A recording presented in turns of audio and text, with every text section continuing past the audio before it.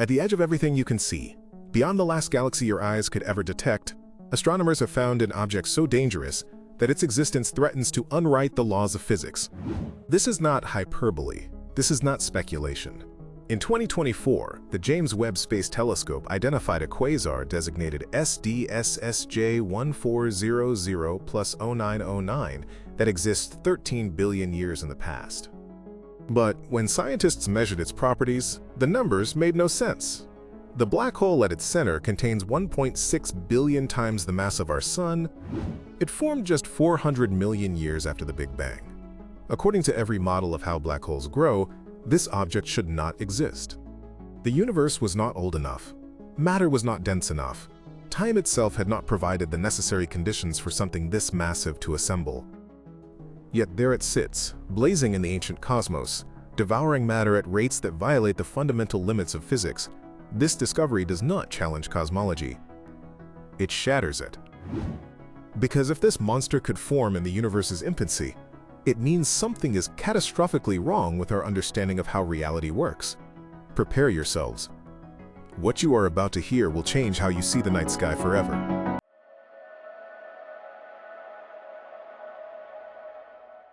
The object astronomers found at the edge of space is called a quasar, but that word barely captures what it truly is. Imagine taking 400 trillion suns and crushing them into a region smaller than our solar system. Imagine this cosmic furnace spinning at nearly the speed of light, tearing apart entire star systems and converting their mass into pure radiation. Imagine something so bright that it outshines every galaxy within a billion light years. That is a quasar, and the one Webb found should not exist. The name SDSSJ1400+0909 sounds clinical and sterile. Scientists use these alphanumeric designations to catalog the positions of objects in space. The letters SDSS stand for Sloan Digital Sky Survey, the massive project that first identified this object in the early 2000s. The numbers represent its precise coordinates on the celestial sphere. But behind this bureaucratic label lurks something far more sinister. This quasar represents a fundamental violation of cosmic law. When James Webb pointed its infrared sensors toward this patch of sky in late 2023, astronomers expected to study a distant but ordinary quasar. They wanted to examine its spectrum, measure its composition, and add another data point to our understanding of the early universe. Instead, they discovered a cosmic crime scene. The spectrum revealed something impossible. The black hole powering this quasar contains 1.6 billion solar masses. To understand why this number is so disturbing, you need to understand how black holes grow. Black holes do not appear fully formed. They start small.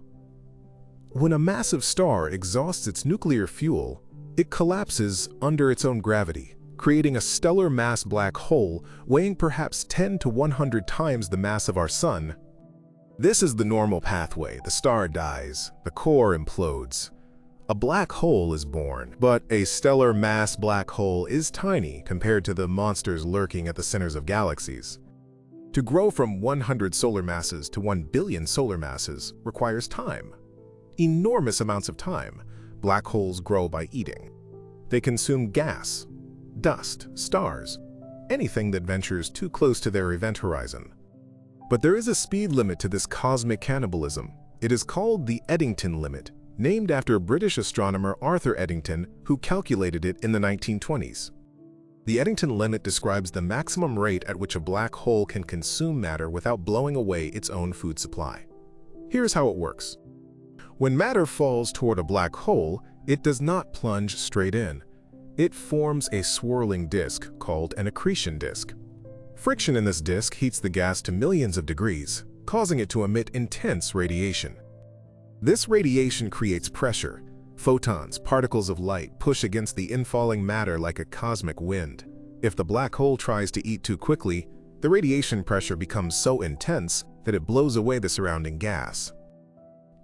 The black hole starves itself. This is the Eddington limit. It is a fundamental constraint on black hole growth.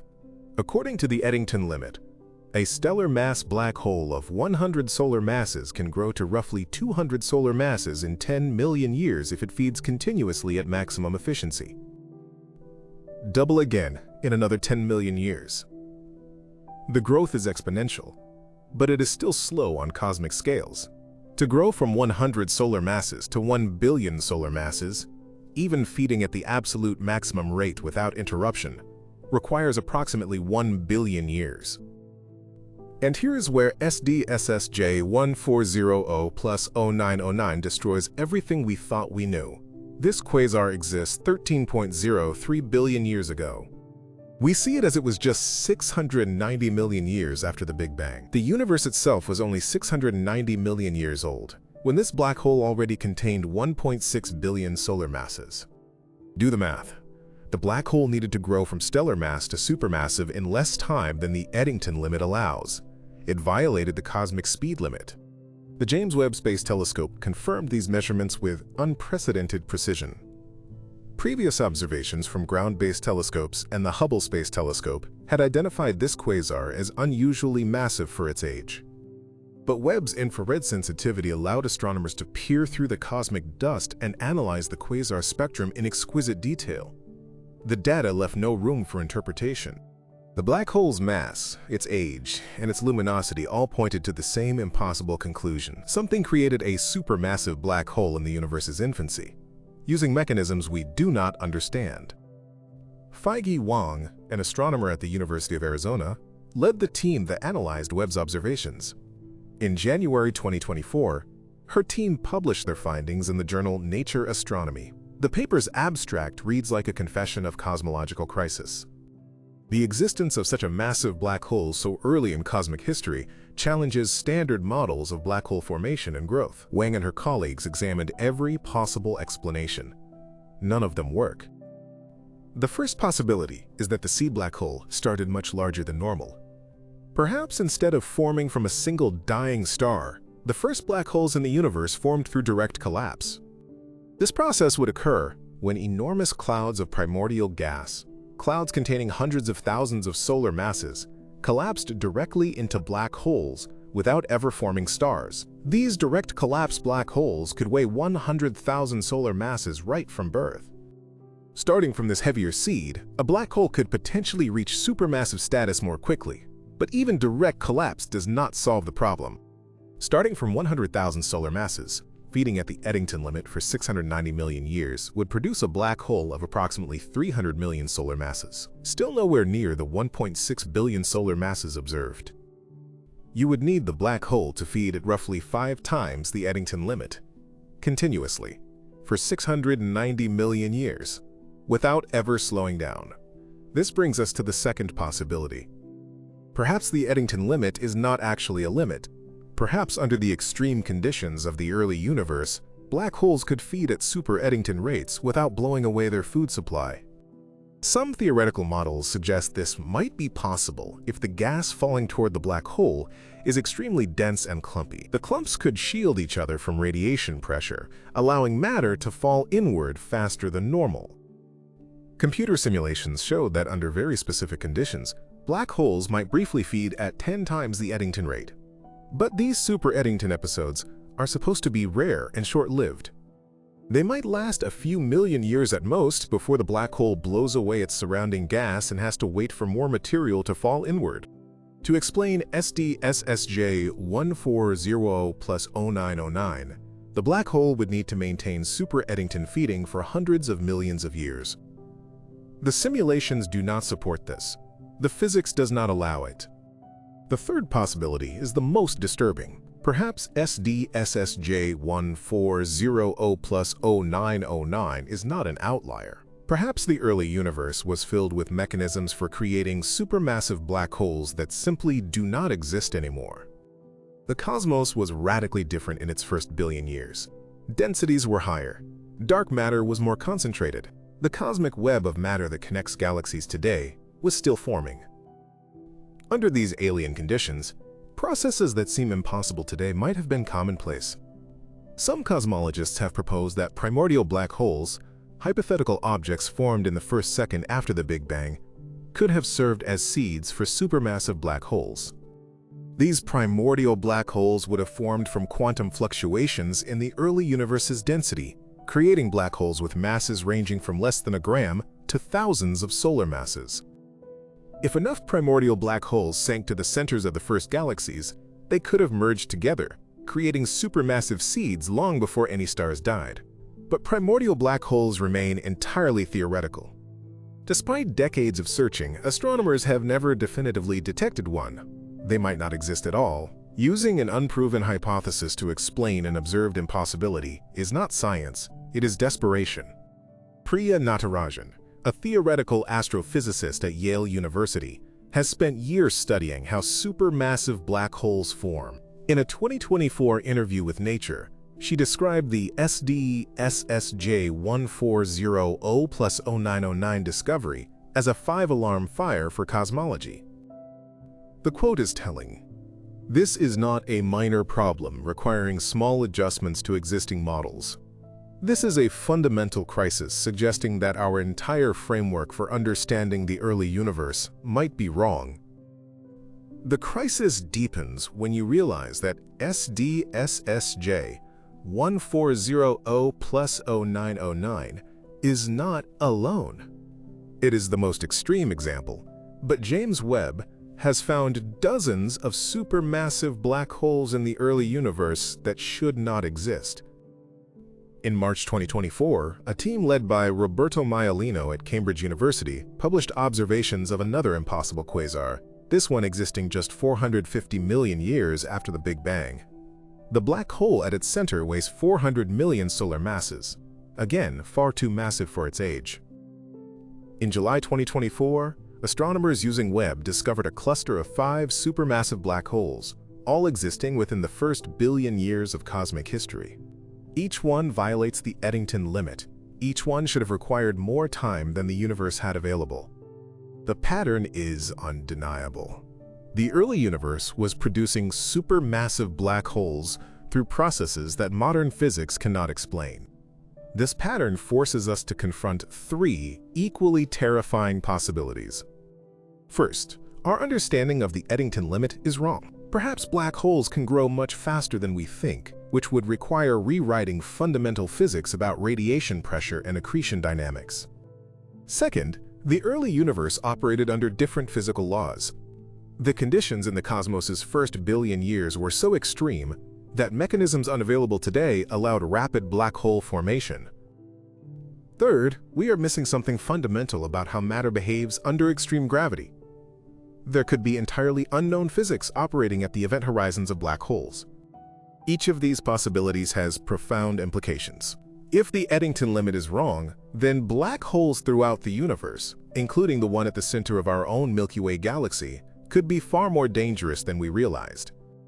They could grow explosively under the right conditions, consuming their host galaxies far faster than current models predict. If the early universe operated under different physical laws, it means the cosmos has evolved not just in structure, but in its fundamental properties. The universe of 13 billion years ago was not just younger, it was different. If we are missing fundamental physics, then our entire understanding of gravity, matter, and spacetime might be built on incomplete foundations. The implications extend beyond black holes. The existence of these impossible objects suggests that galaxy formation itself occurred differently than we thought. Galaxies and their central black holes grow together in a cosmic dance. The black hole's gravity helps gather matter. The galaxy's stars provide fuel for the black hole. This coevolution is supposed to take billions of years. But if supermassive black holes existed just 600 million years after the Big Bang, then galaxies must have assembled far more rapidly than standard models predict. And this is exactly what James Webb has been finding. In its deep field observations, the telescope has discovered massive, mature galaxies existing in the universe's first billion years. These galaxies contain billions of stars and show evidence of organized structures like spiral arms and central bulges. They look like galaxies that should be billions of years old, yet they exist in the cosmic dawn. The presence of supermassive black holes at their centers is not a coincidence. The black holes and their host galaxies both formed impossibly fast, suggesting that something about the early universe allowed structures to assemble at rates that violate our current understanding. The danger posed by SDSS-J1400+0909 is not just theoretical. It represents a breakdown in our ability to predict how the universe works. When fundamental physics fails, when objects exist that should be impossible, it means we are navigating reality with a broken map. And nowhere is this more apparent than in what these supermassive black holes are actually doing to the space around them. A black hole is not simply a gravitational well. It is a rupture in the fabric of space-time itself. Einstein's general theory of relativity, published in 1915, describes gravity not as a force but as the curvature of space-time caused by mass and energy. Imagine space-time as a stretched rubber sheet. Place a bowling ball on the sheet and it creates a depression. Objects rolling nearby will curve toward the depression. This is gravity. But a black hole is not a bowling ball. It is a puncture wound in the sheet itself, a place where the curvature becomes infinite and the fabric tears. At the center of every black hole lies the singularity, a point of infinite density where all the black hole's mass is compressed into zero volume. The laws of physics break down at the singularity. General relativity predicts its existence but cannot describe what happens there. Quantum mechanics, the physics of the very small, also fails at the singularity. We have no working theory that can explain what occurs at this point of infinite curvature. The singularity represents the edge of human knowledge, a place where mathematics produces nonsense and physical intuition fails completely. Surrounding this singularity is the event horizon, the boundary beyond which nothing can escape. The event horizon is not a physical surface. It is a mathematical boundary in spacetime. Cross the event horizon, and all future paths lead inward toward the singularity. Light itself cannot climb back out. For the 1.6 billion solar mass black hole at the center of SDSSJ1400+0909, the event horizon has a radius of approximately 4.7 billion kilometers. This is roughly the distance from the Sun to Neptune. Everything within this spherical boundary is lost forever to the outside universe. But the black hole's influence extends far beyond its event horizon. The intense gravity distorts spacetime across billions of kilometers, creating a region where the normal rules of physics are stretched to breaking point. This region, called the ergosphere, rotates with the black hole. Any object entering the ergosphere is dragged along with this rotation whether it wants to be or not. Spacetime itself is spinning. You cannot stand still in the ergosphere even in principle. The geometry of spacetime prohibits it. For a supermassive black hole like the one powering SDSSJ 1400+0909, the ergosphere extends outward for billions of kilometers. Within this zone, the distinction between space and time becomes blurred. The rotation of the black hole twists spacetime into a helix, creating effects that have no analog anywhere else in the universe. Frame dragging, as physicists call it, means that the very coordinates you use to describe position and motion are being rotated by the black hole's spin. Your north becomes someone else's east. Your future becomes tangled with your past. The accretion disk surrounding this black hole is a place of unimaginable violence. Gas falling toward the event horizon piles up in a vast rotating disk, much like water circling a drain. But this is no ordinary disk. The gas is compressed to densities millions of times greater than the center of the Sun. Friction between layers of gas heats the disk to temperatures exceeding 10 million degrees Celsius. At these temperatures, the gas emits X-rays and gamma rays, the most energetic forms of light in the universe. The disk glows with the light of trillions of suns.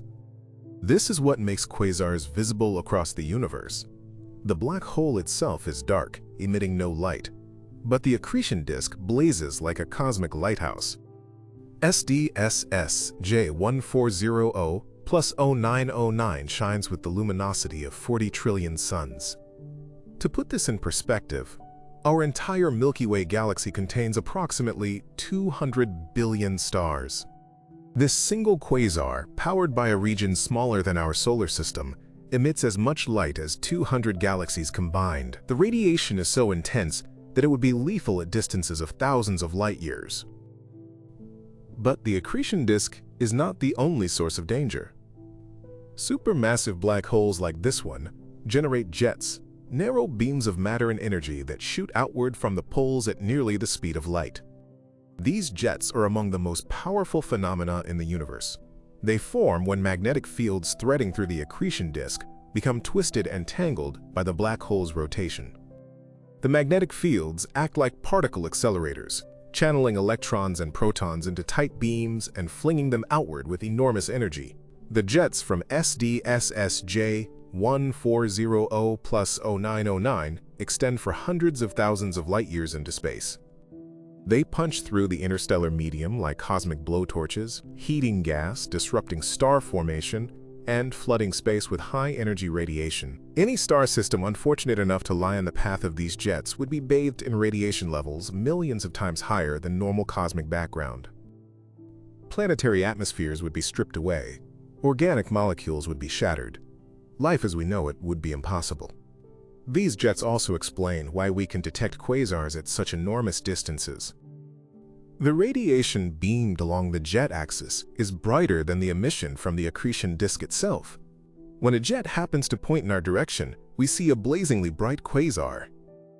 SDSSJ 1400+0909 is oriented such that we see it at an angle, not directly down the jet. If the jet were aimed at Earth, the quasar would appear even brighter, and the radiation reaching our planet would be correspondingly more intense. The power output of this quasar reveals another impossibility. The total luminosity, 40 trillion solar luminosities, corresponds to the black hole converting approximately 10 solar masses of matter into energy every year. This is the mass of 10 stars like our Sun, completely annihilated and turned into radiation every single year, for 690 million years. The total amount of matter consumed is approximately 7 billion solar masses.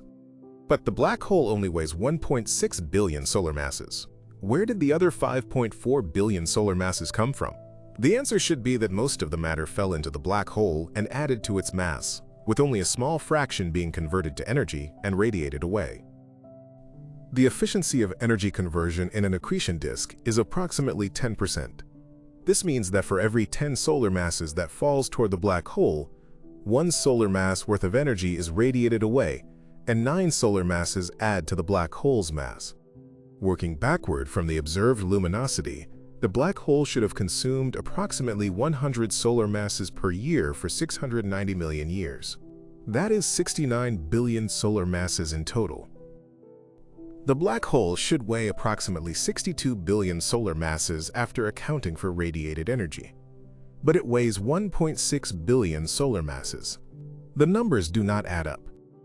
Either the black hole has been shining at this luminosity for far less time than we think, or the efficiency of energy conversion is far lower than 10%, or something else is fundamentally wrong with our assumptions about accretion physics. Each possibility opens new chasms of ignorance. If the quasar has only been shining brightly for a short time, perhaps a few million years, then we happen to observe it during an extremely rare and brief phase. This would be an extraordinary coincidence. Quasars are supposed to shine for hundreds of millions of years as they consume the gas in their host galaxies. Catching one during a brief outburst would be like photographing a lightning strike.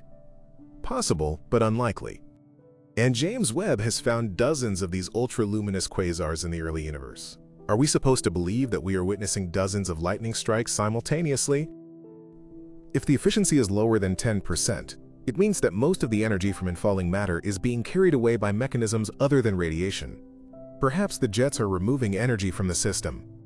Perhaps gravitational waves, ripples in space-time generated by the churning of the accretion disk, are carrying energy away, but gravitational waves from accretion disks are supposed to be negligible. The wavelengths are too long and the amplitudes too small. Detecting them would require revolution in our understanding of how black holes interact with their surroundings. Or perhaps the third option is correct. Perhaps our assumptions about accretion physics are simply wrong. The Eddington limit, the 10% efficiency, the relationship between luminosity and mass infall rate, all of these are based on models developed to explain black holes in the modern universe. SDSSJ 1400+0909 exists in the ancient universe, in conditions so different from today that our models might not apply. The gas falling toward this black hole had a different chemical composition. It contained almost no heavy elements, just hydrogen and helium left over from the Big Bang. The cosmic microwave background radiation, the afterglow of the Big Bang, was much hotter back then. These differences could alter how matter behaves near the event horizon in ways we have not considered. Theoretical astrophysicist Yuichi Harukane at the University of Tokyo has suggested that the early universe might have experienced episodic bursts of super-Eddington accretion, brief periods lasting a few million years during which black holes could feed at rates 10 to 100 times faster than normal. These bursts would occur when massive gas clouds, perhaps the remnants of the first stars, fell directly toward the black hole in a chaotic cascade. The black hole would gorge itself, growing rapidly until the intense radiation finally blew away the remaining gas. Then the system would quiet down for millions of years until more gas accumulated. Repeat this cycle dozens of times over 690 million years, and you might produce a 1.6 billion solar mass black hole. But this episodic scenario creates its own problems. The bursts would need to be incredibly well-timed and extraordinarily efficient. The black hole would need to consume vast amounts of matter during each burst, while radiating just enough energy to be visible, but not so much that it blows away all its food. The conditions would need to be perfectly balanced, and this balance would need to be maintained over dozens of feeding episodes. The scenario is theoretically possible but requires fine-tuning that makes physicists uncomfortable. Nature rarely operates on knife edges. Rachel Somerville, an astrophysicist at the Flatiron Institute, has taken a different approach. She proposes that the first black holes did not form from stars at all, but from the direct collapse of massive gas clouds in the early universe's densest regions. These clouds, weighing hundreds of thousands of solar masses, would collapse directly into black holes if they could avoid fragmenting into stars. Under normal conditions, gas clouds fragment as they collapse. Denser regions within the cloud collapse faster, forming individual stars. But if the gas is extremely hot and turbulent, it might resist fragmentation and collapse as a unified mass. Somerville's models show that if the gas temperature exceeds 10,000 degrees Celsius and the turbulent motions are supersonic, direct collapse becomes possible. The result is a massive seed black hole, weighing 100,000 solar masses or more, right from birth. Starting from such a heavy seed, a black hole could reach supermassive status much more quickly than if it started from a stellar mass seed. The growth time would be reduced by a factor of 100 or more. But direct collapse requires very specific conditions. The gas must be hot enough to resist fragmentation but not so hot that thermal pressure prevents collapse altogether. The turbulence must be strong enough to prevent localized clumping, but not so strong that it disperses the cloud. The region must be dense enough for gravity to overcome pressure but not so dense that stars form first. These conditions are expected to occur only in the rarest, most extreme environments in the early universe. They should produce massive seed black holes infrequently. Yet James Webb is finding supermassive black holes everywhere it looks in the early universe. In September 2024, a team led by Fabio Picucci at Harvard University published a statistical analysis of black hole masses in the first billion years. They examined data from James Webb, the Hubble Space Telescope, and ground-based observatories, compiling a catalog of 123 supermassive black holes with measured masses and ages. The results were shocking. Approximately 40% of these black holes are more massive than standard models predict for their ages. The discrepancy is not subtle. These black holes are between 2 and 10 times heavier than they should be. This high fraction of overmassive black holes cannot be explained by rare events or statistical fluctuations. 40% is too large. If supermassive black holes were produced by unusual processes that occur only rarely, we would expect to find a few percent of them overmassive, not 40%. The data suggests that rapid black hole growth was not the exception in the early universe, it was the norm. Picucci's team explored multiple scenarios to explain the prevalence of overmassive black holes. They considered variations in the initial mass function, the distribution of masses that stars have when they first form. Perhaps the first generation of stars was systematically more massive than stars today, creating heavier stellar mass black holes that served as larger seeds. They considered enhanced accretion rates, driven by denser gas reservoirs in the early universe. They considered mergers between black holes occurring more frequently in the crowded environment of the young cosmos. None of these scenarios could produce the observed population of overmassive black holes without invoking conditions so extreme that they border on the physically impossible. The team's conclusion was stark. Either black hole formation in the early universe followed pathways that are entirely absent in the modern cosmos, or our understanding of how matter behaves under extreme gravity is fundamentally incomplete. The paper does not speculate about which option is correct. It simply presents the data and acknowledges that current theory cannot explain it. This admission of ignorance might seem like a failure of science, but it is actually how science progresses. When observations contradict theory, it means we are learning something new about reality. The problem is that the contradictions uncovered by James Webb are not minor inconsistencies that can be resolved with small adjustments. They are fundamental conflicts suggesting that the theoretical framework itself is flawed. Consider what we thought we knew about the early universe before James Webb began observing. The standard cosmological model, called lambda cold dark matter, describes a universe that begins with the Big Bang and evolves through a series of predictable phases. In the first few 100,000 years, the universe is a hot plasma where atoms cannot form because temperatures are too high. Photons scatter off free electrons, making the cosmos opaque to light. Then, at approximately 380,000 years after the Big Bang, the universe cools enough for electrons and protons to combine into neutral hydrogen atoms. This moment is called a recombination, and it marks the end of the Dark Ages. The universe becomes transparent. Light can travel freely through space. But transparent does not mean bright. The universe is dark because there are no stars yet. Only clouds of hydrogen and helium drift through space, slowly clumping together under gravity's pull. This period, from recombination until the first stars ignite, is called the Cosmic Dark Ages. It lasts for approximately 100 million years. During this time, matter accumulates in the densest regions, forming the seeds of the first galaxies. At around 150 million years after the Big Bang, the first stars begin to shine. These stars are massive, perhaps 100 to 300 times the mass of our Sun, and they burn incredibly hot and bright. Their ultraviolet radiation begins to ionize the surrounding hydrogen gas, creating bubbles of ionized gas around each star.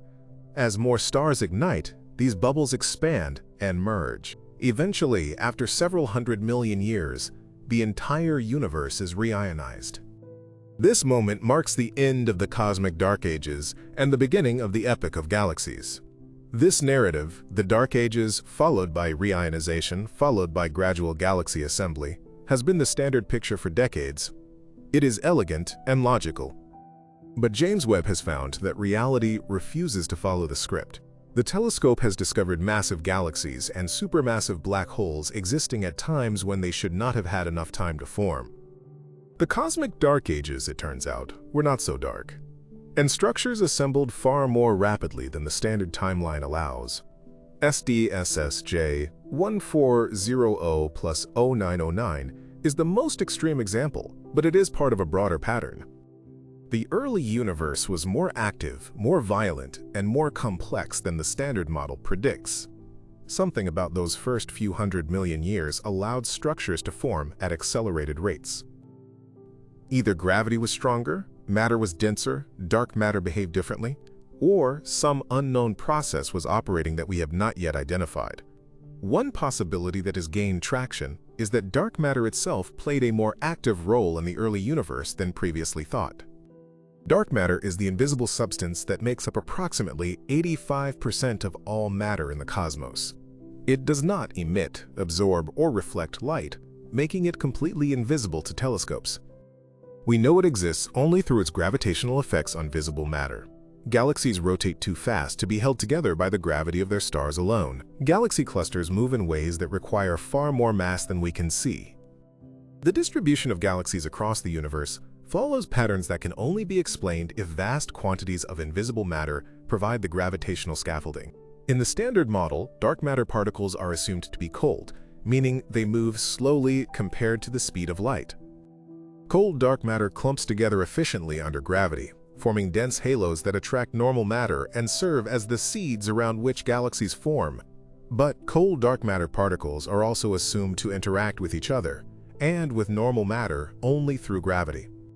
They do not collide, do not emit radiation, and do not undergo any of the complex interactions that characterize normal matter. This simplicity makes cold dark matter easy to model, but also limits how quickly it can accumulate.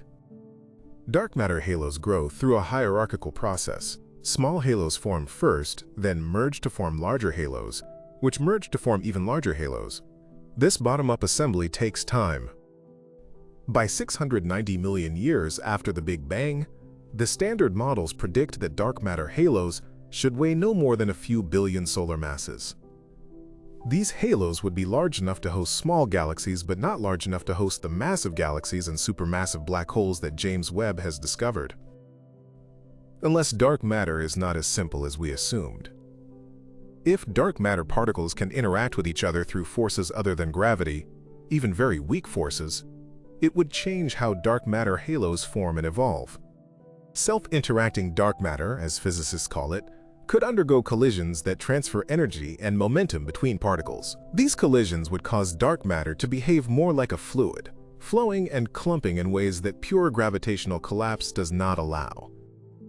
Computer simulations of self-interacting dark matter show that it can form dense cores in the centers of halos much more quickly than cold dark matter. These cores would provide deeper gravitational wells that could attract normal matter more efficiently. Black holes forming in these deep wells would have access to larger reservoirs of gas, allowing them to grow faster. Galaxies assembling in these halos would experience accelerated star formation driven by the enhanced gravity. But self-interacting dark matter also faces challenges. If the interactions are too strong, dark matter particles would collide so frequently that they would thermalize, reaching an equilibrium temperature. This would prevent the formation of the smallest dark matter halos, contradicting observations of dwarf galaxies in the modern universe. The interaction strength must be carefully calibrated, strong enough to speed up halo formation in the early universe, but weak enough to avoid disrupting the small-scale structure we observe today. This fine-tuning makes physicists uncomfortable. Another possibility is that the dark matter is not a single type of particle, but a mixture of different types with different properties. Some dark matter particles might be cold and slow-moving, providing the large-scale structure. Other dark matter particles might be warm or hot, moving at higher velocities and smoothing out structure on small scales. Still others might interact through new forces, allowing complex dynamics. This mixed dark matter scenario offers more flexibility than a single dark matter species, but it also multiplies the unknowns. Without direct detection of dark matter particles in laboratory experiments, we have no way to determine which scenario is correct. And dark matter has never been directly detected. Despite decades of experiments using increasingly sensitive detectors buried deep underground to shield them from cosmic rays, no experiment has ever recorded the unmistakable signature of a dark matter particle colliding with normal matter. The null results do not prove that dark matter does not exist. They only mean that if dark matter particles interact with normal matter at all, they do so even more rarely than the most pessimistic predictions. The interactions could be so weak that detecting them requires detectors larger than anything we can currently build. Or dark matter might not interact with normal matter through any force other than gravity, making direct detection impossible in principle. This lack of direct detection leaves the door open for exotic theories. Some physicists have proposed that dark matter is not made of particles at all, but rather consists of primordial black holes formed in the first second after the Big Bang. These primordial black holes would range in mass from less than the mass of an asteroid to thousands of solar masses. They would be completely invisible, detectable only through their gravitational effects. And if enough of them sank to the centers of the first gas clouds, they could have merged to form the massive seed black holes needed to explain SDSSJ1400 plus 0909. The primordial black hole hypothesis is appealing because it solves multiple problems simultaneously. It explains the overmassive black holes in the early universe. It provides a candidate for dark matter. and it requires no new particles or forces beyond what we already know exists. Black holes are consequences of general relativity. Their properties are well understood. If dark matter consists of primordial black holes, we do not need to invent new physics. We just need to recognize that black holes were created far earlier in cosmic history than previously thought. But the primordial black hole hypothesis also makes testable predictions. If dark matter is made of black holes, those black holes should occasionally pass in front of distant stars, causing brief gravitational lensing events where the star's light is temporarily magnified. Surveys designed to detect these microlensing events have found some candidates, but the number is far smaller than would be expected if primordial black holes make up all of the dark matter. The hypothesis remains possible, but it cannot explain the entire dark matter budget. At most, primordial black holes might account for a few percent of dark matter. The rest must be something else. Whatever dark matter truly is, its behavior in the early universe clearly differed from what standard models predicted. The rapid formation of massive structures, both galaxies and black holes, requires dark matter to have clumped together more efficiently than bottom-up hierarchical assembly allows. Either the initial conditions were different, with larger density fluctuations imprinted during the Big Bang, or the physics of dark matter is more complex than cold non-interacting particles. And here is where the danger becomes existential rather than merely theoretical. If our understanding of dark matter is wrong, then our understanding of cosmic evolution is wrong. And if our understanding of cosmic evolution is wrong, then our predictions about the future of the universe are also wrong. We think we know how the cosmos will evolve over trillions of years, gradually fading as stars burn out and black holes evaporate through Hawking radiation. But this future is based on models that assume we understand gravity, matter, and dark energy. The existence of objects like SDSSJ 1400+0909 proves that we do not understand these things as well as we thought. The universe might be capable of surprises far more dramatic than anything we have modeled. If supermassive black holes can form in 690 million years when we thought it would take billions, what other accelerated processes are possible? Could galaxy clusters collapse faster than predicted? Could superclusters, the largest gravitationally bound structures in the universe, form earlier than models allow? Could the entire cosmic web of filaments and voids assemble according to rules we have not yet discovered? The cosmic web is the largest scale structure in the universe. It consists of filaments of galaxies stretching across hundreds of millions of light years, connecting dense nodes where galaxy clusters reside. Between the filaments lie voids, vast regions of space that are nearly empty. This web-like pattern emerged gradually as gravity pulled matter into increasingly dense concentrations. Or so we thought. James Webb has found evidence that the cosmic web was already well developed just 1 billion years after the Big Bang, far earlier than standard models predict. In October 2024, an international team led by Yoshiaki Ono at Waseda University in Japan published observations of a proto-supercluster, a massive concentration of galaxies existing when the universe was only 900 million years old. The structure contains at least 63 galaxies spread across a region 20 million light-years across. The total mass exceeds 1 trillion solar masses. Structures this massive should not have had time to assemble so early. Gravity works slowly. It takes billions of years for gravitational attraction to gather together enough galaxies to form a supercluster.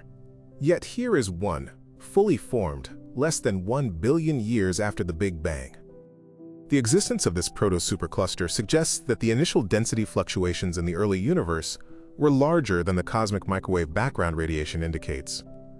The cosmic microwave background shows us the universe as it was 380,000 years after the Big Bang. The tiny temperature variations in this radiation, variations of about 1 part in 100,000, correspond to density variations in the matter distribution. Denser regions were slightly hotter. Less dense regions were slightly cooler. These variations are the seeds from which all cosmic structure grew.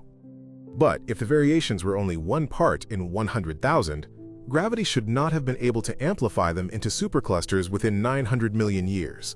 The growth rate is too slow. To produce the observed proto-supercluster, the density variations would need to be at least 10 times larger. Yet we do not see such large variations in the cosmic microwave background. Either the variations existed on scales too small for current telescopes to resolve, or something amplified the initial fluctuations after the cosmic microwave background was emitted. One mechanism that could amplify density fluctuations is called gravitational instability. In regions that are slightly denser than average, gravity pulls in more matter, making the region even denser. This creates a positive feedback loop that accelerates structure formation. But standard gravitational instability is too slow to explain the rapid assembly of superclusters. The process would need to be turbocharged by some additional mechanism. Primordial magnetic fields are one possibility. If the early universe contained large-scale magnetic fields, they could have influenced how matter collapsed. Magnetic fields can resist compression in certain directions, channeling matter into filaments rather than allowing it to collapse into spheres. This would create the cosmic web structure more efficiently than pure gravitational collapse. But the origin of primordial magnetic fields is unclear. They might have been generated during inflation, the brief period of exponential expansion that occurred in the first fraction of a second after the Big Bang. Or they might have been created by the first stars and galaxies, then spread through space by outflows and jets. Either way, their presence would alter structure formation in ways that standard models do not account for. Dark energy is another wild card. Dark energy is the mysterious force causing the universe's expansion to accelerate. It makes up approximately 68% of the total energy content of the universe. We do not know what dark energy is. The simplest explanation is that it is the vacuum energy, the energy associated with empty space itself. Quantum field theory predicts that empty space should have energy, but the predicted value is 10 to the power of 120 times larger than the observed value. This discrepancy is called the cosmological constant problem, and it is one of the deepest unsolved problems in physics. If dark energy is not constant but instead evolves over time, it could have affected structure formation in the early universe. Perhaps dark energy was weaker in the past, allowing gravity to dominate more effectively. Or perhaps dark energy was stronger but clustered differently, creating gravitational wells that accelerated the collapse of matter. Without knowing what dark energy truly is, we cannot rule out these possibilities. The danger of dark energy goes beyond structure formation. If dark energy's strength changes over time, it could eventually grow strong enough to tear apart all structures in the universe. This scenario is called the Big Rip. In the Big Rip, dark energy strengthens until its repulsive effect overcomes not just the gravitational binding of galaxy clusters, but eventually the gravity holding galaxies together, then solar systems, then planets, then molecules, then atoms, then atomic nuclei. The universe would be torn apart at every scale, ending in a final moment when even the fabric of space-time itself is shredded. The Big Rip is speculative and depends on dark energy having properties that current observations do not support, but the point is that we do not know. Dark energy could be benign, simply accelerating the expansion at a constant rate forever. Or it could be a cosmic time bomb, waiting to destroy everything. The existence of overmassive black holes like SDSSJ1400+0909 reminds us that the universe is capable of behaviors we did not predict. If black holes can violate our expectations so dramatically, why should we be confident that dark energy will behave as we assume? And then there is the question of what happens inside the event horizon. SDSSJ1400+0909 has been consuming matter for 690 million years. All of that matter has crossed the event horizon and fallen toward the singularity. But what happens to it? Does the matter truly collapse to a point of infinite density? Or does something else occur that our current theories cannot describe? General relativity predicts that all matter falling into a black hole ends up at the singularity. But general relativity is a classical theory. It does not account for quantum effects. And at the extreme densities found near the singularity, quantum effects should dominate. The Heisenberg uncertainty principle states that you cannot simultaneously know a particle's position and momentum with perfect precision. As you compress matter into a smaller and smaller volume, the uncertainty in position decreases, which means the uncertainty in momentum must increase. Eventually, the momentum uncertainty becomes so large that quantum fluctuations prevent further compression. Matter cannot collapse to a point. It should form some kind of quantum object that general relativity cannot describe. This quantum object might be a Planck star, a ball of matter compressed to the Planck density, which is 10 to the power of 96 kilograms per cubic meter. Nothing can be denser than the Planck density without creating a region of spacetime so curved that quantum effects dominate completely. A Planck star would be stable against further collapse, because quantum pressure balances gravity. The singularity does not exist. It is replaced by a finite quantum object. If Planck stars exist inside black holes, they change everything. The black hole is no longer a one-way journey to oblivion. Matter that falls in does not disappear. It accumulates on the Planck star's surface. Over time, the Planck star grows. But quantum effects also cause the Planck star to radiate. This radiation is different from Hawking radiation, which is emitted from just outside the event horizon. Planck star radiation comes from the core of the black hole and carries information about the matter that fell in. The existence of this radiation might violate the no-hair theorem, one of the fundamental principles of black hole physics. The no-hair theorem states that black holes are characterized by only three properties: mass, charge, and angular momentum. All other information about the matter that formed the black hole is lost. This is supposed to be an exact result of general relativity. But if Planck stars exist, they could store information inside the black hole, allowing that information to eventually be radiated back out. The black hole would have hair, after all.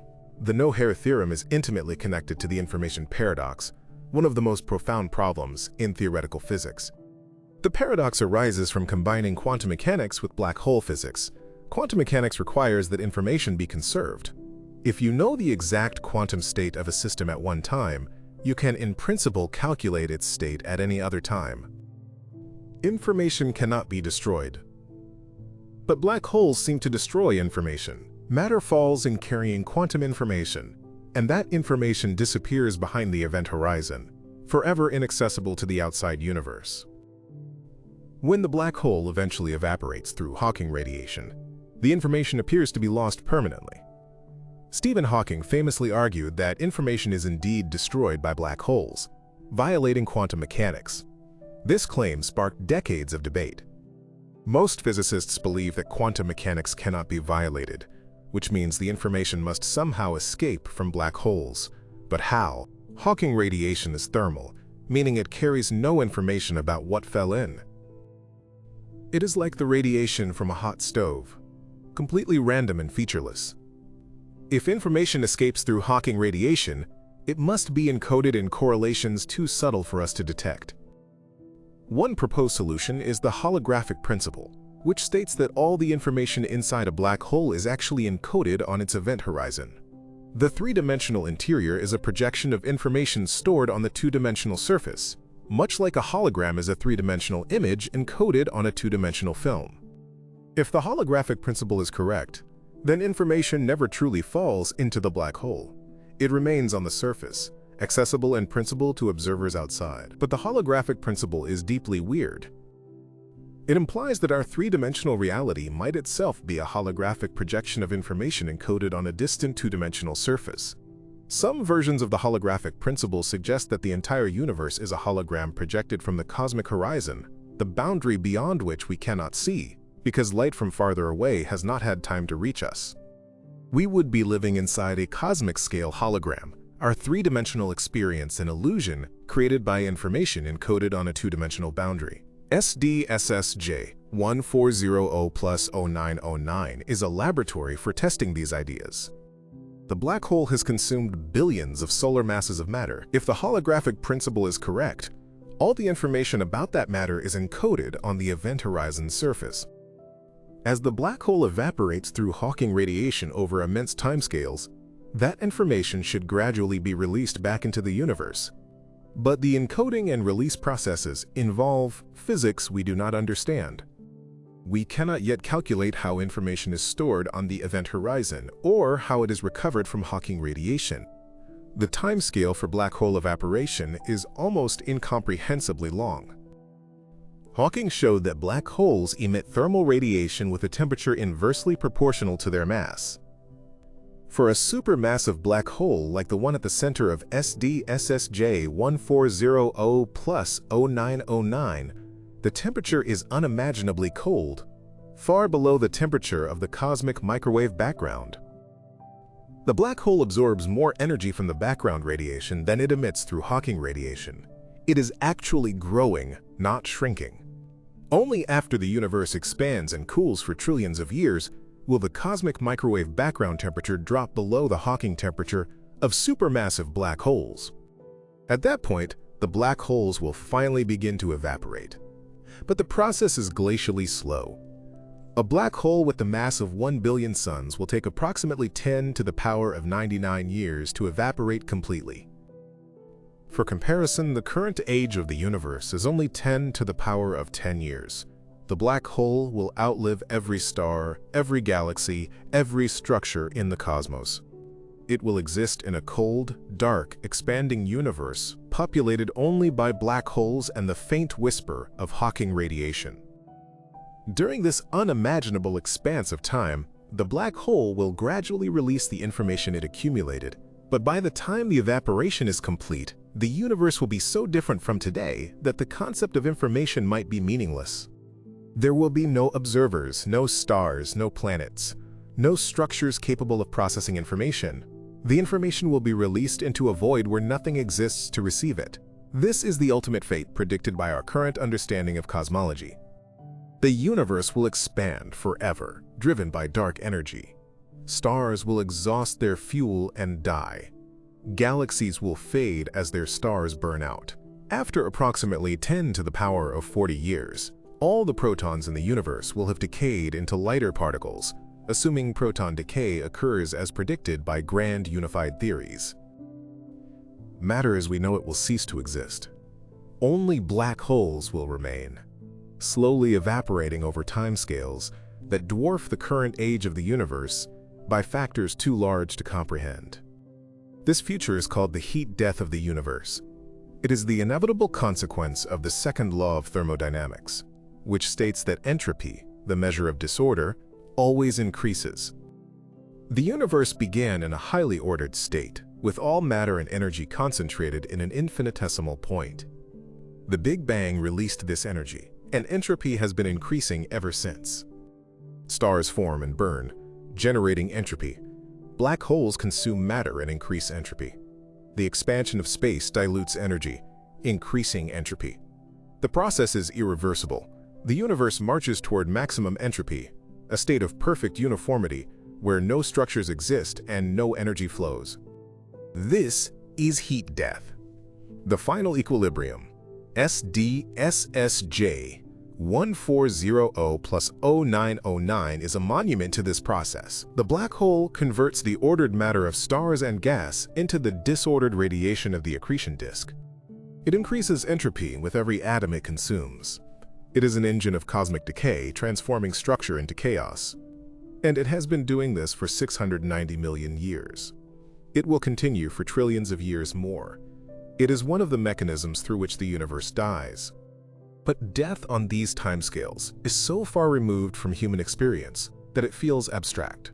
The real danger of objects like SDSSJ 1400+0909 is not what they will do in the distant future. It is what they tell us about the nature of reality right now. They reveal that the laws we thought governed the cosmos are incomplete at best, wrong at worst. And if we are wrong about something as fundamental as black hole formation, what else have we gotten wrong? Consider our assumptions about the speed of light. The speed of light in vacuum, approximately 300,000 kilometers per second, is supposed to be a universal constant. It is the maximum speed at which information can travel. It is woven into the structure of space-time itself through Einstein's special relativity. Nothing can move faster than light. Cause and effect are preserved because no signal can travel backward in time. The universe makes sense because the speed of light is constant. But what if it is not constant? What if the speed of light was different in the early universe? Some theoretical models, called variable speed of light theories, propose exactly this. They suggest that the speed of light was much higher in the universe's first moments, then gradually decreased to its current value. If this were true, it would solve several cosmological problems. It would explain why the cosmic microwave background has the same temperature in all directions, even though regions on opposite sides of the sky have never been in contact. If light traveled faster in the early universe, those regions could have exchanged energy and reached thermal equilibrium before the speed of light decreased. Variable speed of light theories are controversial. They require modifying special relativity, one of the most well-tested theories in physics, but they are not ruled out by observations. The early universe was so hot and dense that the physics operating then might have been different from the physics of today.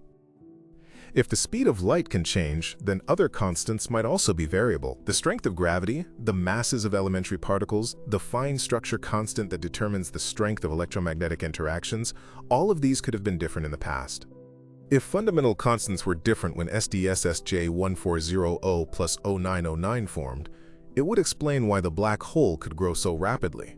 Perhaps gravity was stronger, allowing matter to collapse faster. Perhaps the Eddington limit was higher because radiation pressure was weaker. Perhaps time itself flowed differently, with processes that take billions of years today occurring in mere millions of years back then. This might sound like science fiction, but it is a legitimate area of research.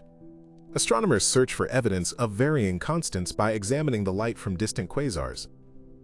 The light has traveled for billions of years, carrying information about the physical conditions at the time it was emitted. By analyzing the spectra in detail, scientists can measure the values of fundamental constants in the distant past and compare them to today's values. So far, most studies have found no evidence of variation. The constants appear constant, but the measurements have uncertainties. Small changes, less than 1 part in 1 million, could go undetected, and here is the terrifying implication. If constants can vary even slightly, then the universe is not governed by eternal, unchanging laws. The laws of physics themselves evolve. The cosmos of 13 billion years ago was not just younger, it was fundamentally different, operating according to rules that are inaccessible to us. We can never directly observe or experiment with those conditions. We can only infer them from the fossils of light that have traveled across the universe to reach us. SDSSJ 1400 plus 0909 is one of those fossils. It is a message from the distant past, written in the language of gravity and light. But we are struggling to read the message because the grammar has changed. The physics that created this object might not be the physics we know, and if the physics was different then, it could be different in the future. The laws we rely on might not be permanent features of reality, but temporary equilibria that shift over cosmic time. This brings us to one of the most disturbing concepts in modern physics: vacuum decay. The vacuum of space is not truly empty. Quantum field theory describes it as a seething sea of virtual particles constantly popping into and out of existence. These virtual particles create what is called vacuum energy. The vacuum has a certain energy level, and quantum mechanics allows it to exist in different states, each with a different energy level. Our universe might be in what is called a false vacuum, a metastable state that appears stable but is not the lowest possible energy configuration. Think of a ball sitting in a shallow valley on the side of a mountain. The ball is stable as long as nothing disturbs it, but there is a deeper valley on the other side of a ridge. If the ball receives enough energy to roll over the ridge, it will fall into the deeper valley and release energy in the process. The false vacuum is like the ball in the shallow valley. It can remain stable for immense periods of time, but a sufficiently large quantum fluctuation could cause it to decay into the true vacuum state. When a region of false vacuum decays to true vacuum, it releases energy. A bubble of true vacuum forms and expands at the speed of light. The walls of the bubble carry enormous energy, vaporizing anything they encounter. Inside the bubble, the laws of physics are different. Particles have different masses. Forces have different strengths. Chemistry does not work the same way. Life cannot exist. The bubble expands, consuming more and more of the universe, converting it from the false vacuum where life is possible to the true vacuum where it is not. And here is the nightmare scenario. Once a single bubble of true vacuum forms anywhere in the universe, it is game over. The bubble expands forever, ultimately consuming the entire cosmos. There is no defense. There is no warning. The bubble wall moves at light speed, so you cannot see it coming. One instant you exist. The next instant you are erased as the bubble wall passes through, rewriting the laws of physics in its wake. How likely is vacuum decay? We do not know. It depends on the exact shape of the energy landscape of the vacuum, which we cannot measure directly. Theoretical calculations based on the standard model of particle physics suggest that our vacuum might be metastable, sitting on the edge of instability. The calculated lifetime before decay is extraordinarily long, far longer than the current age of the universe.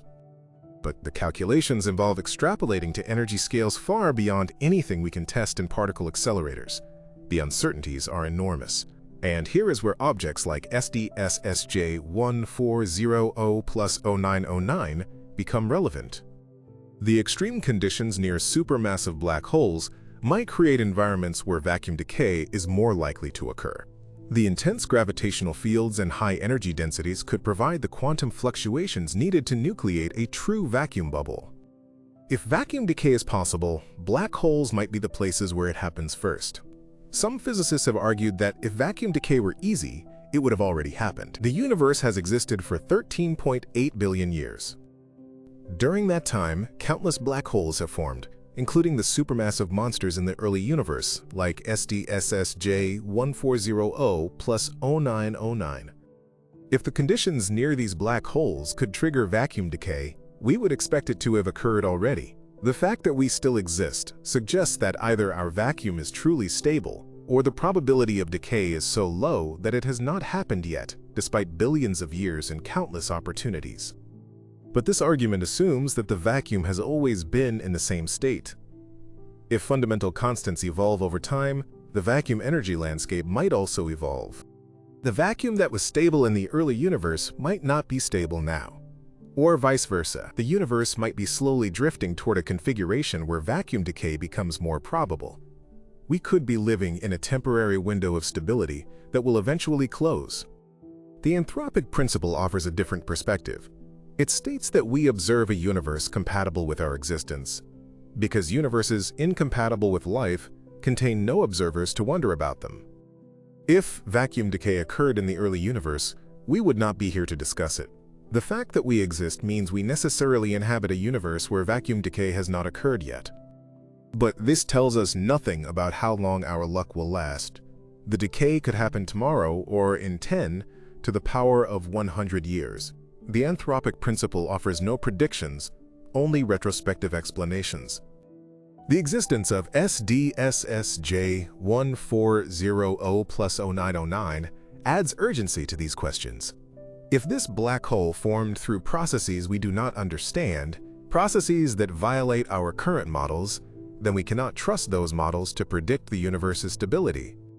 We are flying blind, using maps that we know are inaccurate but have no replacements for. And the problem extends beyond black holes. James Webb has discovered anomalies throughout the early universe. Galaxies that are too massive, stars that formed too early, structures that assembled too quickly. Each discovery chips away at the edifice of standard cosmology. At some point, the accumulation of anomalies becomes too large to ignore. The edifice collapses, and we are forced to build a new model from scratch. But building new models is not easy. The standard model of cosmology did not emerge overnight. It is the result of decades of observations, theoretical work, and refinement. It explains a vast range of phenomena, from the cosmic microwave background to the large-scale structure of galaxies to the abundances of light elements produced in the Big Bang. Any replacement model must explain all of these phenomena just as well, while also accounting for the new observations that the old model cannot explain. This is an extraordinarily difficult task. Some scientists have proposed radical alternatives. One idea is that the Big Bang was not the beginning but rather a transition from a previous state. The universe might be cyclic, endlessly repeating cycles of expansion and contraction. Each cycle ends in a big crunch, where the universe collapses back to a point, then rebounds in a new Big Bang. In this scenario, the universe is eternal, with no true beginning or end. Structures in one cycle could leave imprints that influence structure formation in the next cycle, potentially explaining the rapid assembly of massive objects. But cyclic universe models face severe problems. General relativity predicts that singularities, points of infinite density and curvature, occur at the Big Bang and the Big Crunch. At a singularity, physics breaks down completely. It is impossible to extrapolate through a singularity to see what came before. The cyclic model requires some mechanism to avoid or smooth out singularities, but no one knows what that mechanism might be. String theory and loop quantum gravity offer potential solutions, but these theories are far from complete and make no testable predictions that distinguish them from standard cosmology. Another radical idea is that our universe is part of a multiverse, an ensemble of universes with different properties. In the multiverse scenario, the constants of nature and even the laws of physics vary from universe to universe. Some universes have strong gravity and form black holes quickly. Others have weak gravity and never form structures at all. Only universes with the right combination of properties can produce observers. We find ourselves in a universe that allows complexity and life, not because this universe is typical, but because we could not exist in the others. The multiverse idea is philosophically troubling. It is not clear that it counts as science if we can never observe other universes or test whether they exist. Proponents argue that the multiverse is a prediction of certain theories, like eternal inflation, and therefore should be taken seriously. Critics argue that untestable predictions are not scientific, and that invoking the multiverse is giving up on finding a deeper explanation. The discovery of objects like SDSS-J1400+0909 lends some support to multiverse thinking. If our universe's properties are finely tuned to allow structure formation, and if we observe structures forming in ways that violate standard models, perhaps the tuning is not as fine as we thought. Perhaps we inhabit a universe that is unusual even within the narrow range of life-permitting universes. Or perhaps the variation we see in black hole formation rates reflects an underlying randomness in how physical laws manifest, a hint that the laws themselves are not absolute. But multiverse theories do not solve the immediate problem. They do not tell us how SDSSJ1400+0909 formed. They do not predict the masses of early black holes or the assembly timescales of galaxies. They offer a framework for thinking about cosmic diversity, but not a mechanism for making calculations. For that, we need detailed models of black hole physics, and those models are currently failing. One aspect that has received less attention is the role of magnetic fields. Black holes are often depicted as purely gravitational objects, but magnetic fields play a crucial role in their behavior.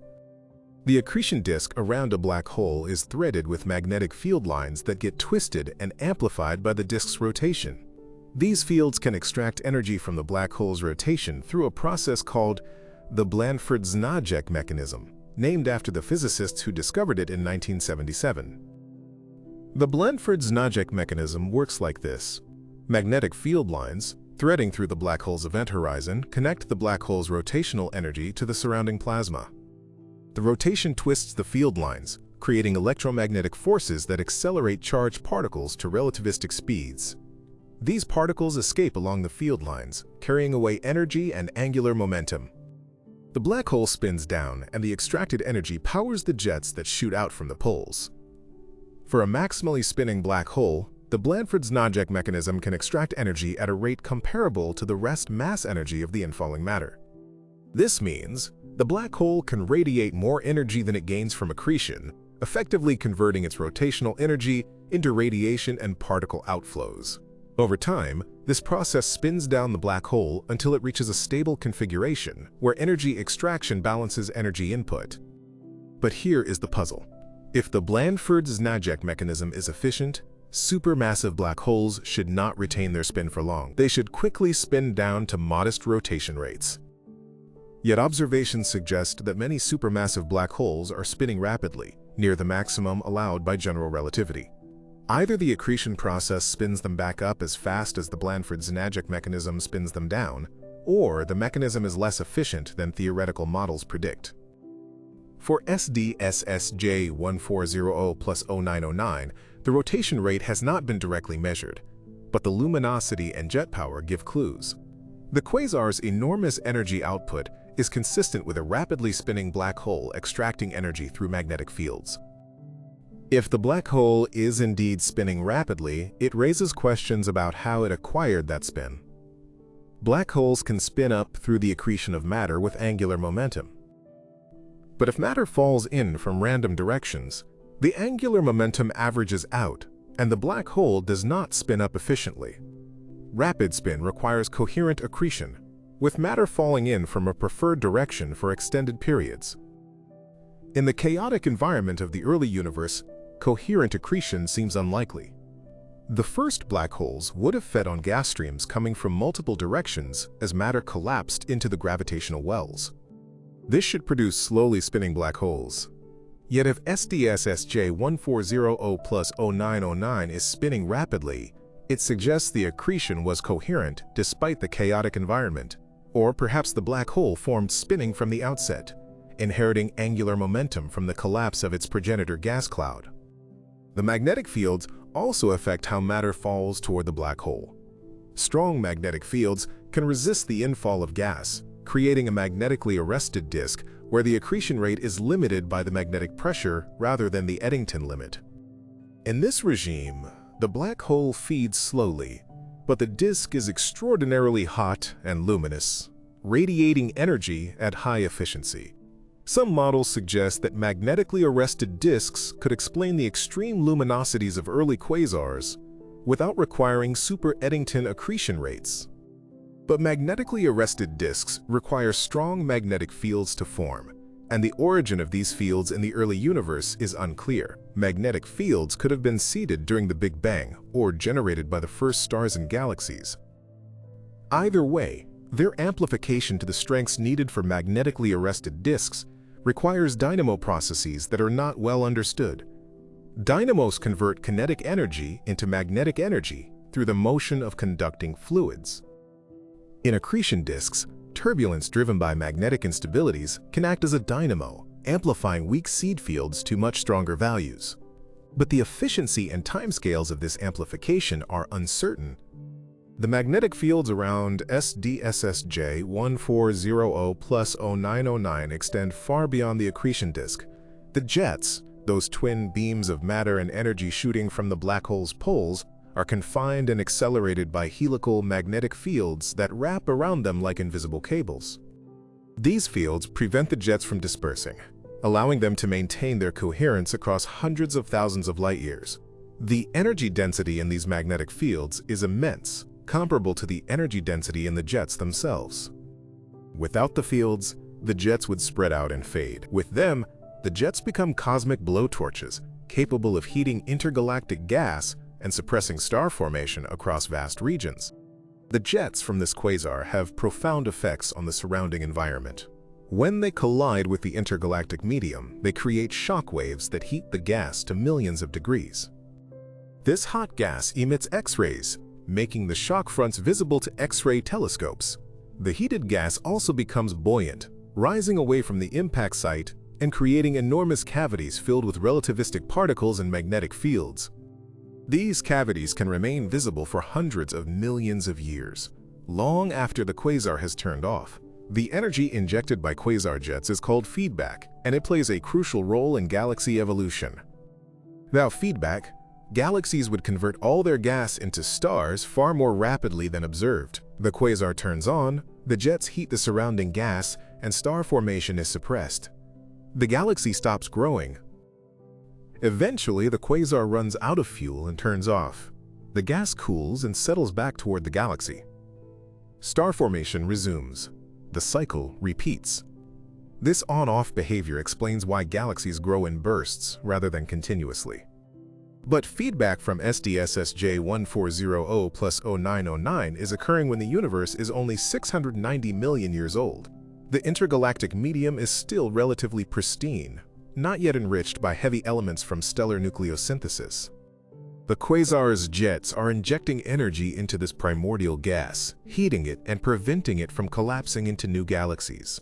This process could have suppressed galaxy formation across a region millions of light years across, altering the structure of the cosmic web in the quasar's vicinity. Some models suggest that feedback from early quasars might help explain why the universe is not filled with far more galaxies than we observe. The total amount of matter in the universe is well measured from the cosmic microwave background. Converting all of this matter into galaxies would produce a universe far more crowded than reality. Something prevents most of the gas from forming stars. Quasar feedback is one of the mechanisms. The jets heat gas to such high temperatures that gravity cannot pull it back together. The gas remains in the intergalactic medium, forever unable to form galaxies. This creates a perverse situation. The very black holes that seem impossible to form are also responsible for preventing the formation of other structures. SDSSJ 1400 plus 0909 grew rapidly by consuming vast amounts of gas. But in doing so, it shut down its own food supply and prevented other nearby black holes from growing. The early universe was a battleground where the first supermassive black holes competed for resources, with the winners suppressing the losers. The discovery of this quasar and others like it has forced astronomers to revise their understanding of how supermassive black holes and galaxies co-evolve. The old picture assumed a gradual, orderly process where black holes and galaxies grew together over billions of years, maintaining a roughly constant ratio between black hole mass and galaxy mass. The new picture is far more violent and chaotic. Black holes form early, grow rapidly through mechanisms we do not understand, and then suppress their own growth through feedback. The ratio between black hole mass and galaxy mass varies wildly in the early universe, only settling into the consistent pattern we see today after billions of years of evolution. This revised picture has implications for the supermassive black hole at the center of our own Milky Way galaxy. Sagittarius A star, as it is called, weighs approximately 4 million solar masses. It is currently dormant, accreting matter at a very low rate and emitting only weak radiation. But it was not always so quiet. Evidence from X-ray observations suggests that Sagittarius A star was much more active in the past, perhaps glowing as a quasar billions of years ago. The Fermi bubbles, two enormous lobes of gamma-ray emission extending 50,000 light-years above and below the galactic center, might be remnants of this ancient activity. If Sagittarius A star went through a quasar phase, it would have injected vast amounts of energy into the Milky Way, suppressing star formation and heating the interstellar medium. The galaxy we inhabit today is shaped in part by the violent activity of the central black hole billions of years ago. We live in the aftermath of cosmic violence that occurred long before the Sun and Earth formed. And Sagittarius A star could become active again. If a massive gas cloud or even another star falls toward the black hole, accretion would increase and the black hole would brighten. The jets might turn back on, flooding the galactic center with high-energy radiation. Life on Earth would not be directly threatened because we are located 26,000 light-years from the galactic center, far enough that the radiation would be diluted to safe levels. But the increased radiation would affect the interstellar medium throughout the galaxy, potentially triggering or suppressing star formation in various regions. The timescales for such events are long by human standards but short by cosmic standards. Sagittarius A star might remain dormant for millions of years, or it might flare up tomorrow. We have no way to predict when or if a major accretion event will occur. The black hole sits at the center of our galaxy, a dormant predator that could awaken at any time. This unpredictability extends to all supermassive black holes. Quasars are bright because they are actively feeding, but most supermassive black holes in the modern universe are quiescent, not because they have disappeared, but because they have exhausted their immediate fuel supplies. They still exist, lurking at the centers of galaxies, waiting for new gas to fall within their reach. When that happens, they flare back to life. The universe is filled with sleeping monsters. SDSSJ 1400 plus 0909 represents one of these monsters caught in the act of feeding. But even though it is 13 billion light-years away, and we see it as it was 13 billion years ago, it still affects us. The radiation from this quasar has been traveling through space for all that time, carrying energy that interacts with the intergalactic medium along the way. Photons from the quasar ionize hydrogen atoms, heat gas clouds, and contribute to the overall radiation background of the universe. Every quasar that has ever shone has left its imprint on the cosmos. The photons from SDSSJ 1400 plus 0909 that reach Earth today have been redshifted by the expansion of the universe. The quasar emits primarily in the ultraviolet and X-ray parts of the spectrum, but by the time the light reaches us, the wavelengths have been stretched by a factor of more than 10. Ultraviolet light becomes visible light. Visible light becomes infrared. X-rays become ultraviolet. This redshift allows us to study the quasar's emission across multiple wavelengths using different telescopes, each sensitive to a different part of the spectrum. The spectrum reveals the quasar's composition, temperature, and velocity. Spectral lines, the characteristic patterns of absorption and emission at specific wavelengths, act as fingerprints identifying the elements present. For SDSSJ 1400+0909, the spectrum shows lines from hydrogen, helium, carbon, oxygen, and even heavier elements like iron. The presence of these heavy elements is surprising. The universe at 690 million years old should not have had time to enrich the intergalactic medium with heavy elements to the levels observed. These elements are created inside stars and dispersed when the stars explode as supernovas. But supernovas require massive stars, and massive stars have short lifetimes, typically only a few million years. For heavy elements to be present in the gas around the quasar, multiple generations of stars must have formed, lived, and died in the few hundred million years after the Big Bang. This rapid chemical enrichment is yet another anomaly in the early universe. The Standard Model predicts that the first stars, called population 3 stars, should have been made almost entirely of hydrogen and helium. They would have created some heavy elements, but dispersing those elements throughout the intergalactic medium would take time. The second generation of stars, called population 2, would have formed from gas slightly enriched in heavy elements. The third generation, called population 1, which includes our Sun, formed from gas substantially enriched. This process should take billions of years, yet the spectrum of SDSSJ 1400+0909 shows enrichment levels comparable to much later times. Either the first stars were far more numerous and massive than standard models predict, creating and dispersing heavy elements much more rapidly, or some other process enriched the early universe. Primordial nucleosynthesis, the creation of light elements in the first few minutes after the Big Bang, produces hydrogen, helium, and trace amounts of lithium and beryllium, but nothing heavier. Heavy elements require stellar nucleosynthesis or supernovas. There is no escaping the need for stars. But if the first stars formed in enormous numbers and exploded as supernovas, after just a few million years, they would have flooded the universe with heavy elements very quickly. This scenario is called top-heavy initial mass function, meaning that the first stars were preferentially massive. Massive stars burn hot and fast, producing heavy elements efficiently. When they explode, they scatter those elements across vast regions. If this scenario is correct, the early universe was ablaze with the light of massive stars, each one a chemical factory creating the elements needed for planets and life. The violence of this scenario is difficult to overstate. Massive stars do not die quietly. When they exhaust their nuclear fuel, their cores collapse catastrophically, rebounding in supernova explosions that release more energy in a few seconds than our Sun will emit in its entire 10 billion-year lifetime. If the early universe was filled with massive stars all exploding within a few hundred million years of each other, the cosmos would have been lit by a constant barrage of supernova detonations. The intergalactic medium would have been heated, stirred, and enriched by this stellar carnage. And some of these massive stars would not have exploded as supernovas at all. The most massive stars, those exceeding perhaps 150 solar masses, experience a different fate. Their cores collapse directly into black holes without producing supernova explosions. This process is called direct collapse, and it creates stellar mass black holes instantly.